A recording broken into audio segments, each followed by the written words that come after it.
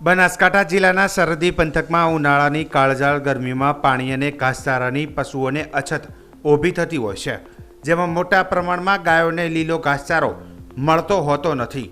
ત્યારે થરાદ તાલુકાના ડેલ ગામના યુવાન કિરણસિંહ રામજીભાઈ રાજપૂત પોતાના ખેતરમાં 10 તેલી ઊભા પાકમાં ગાયો ચરાવી સેવાનું એક અનોખું ઉદાહરણ પૂરું પાડ્યું હતું।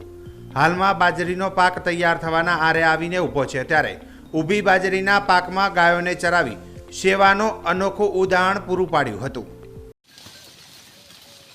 આમાં 10 થેલી બાજરી જોઈ છે। રમાભાઈ પસણભાઈ દિલના ગાયા 400-450 ગાયા સરવા આવી છે ને 10 થેલી બાજરી મેળવી છે। આયા સાહેબ ભલો એના 10 થેલી બાજરી હતી પસણભાઈ રમાભાઈ પસણભાઈ ને ચેહરના ગોદા સિદ્ધોતના પરતાવ મજા થઈ ગઈ।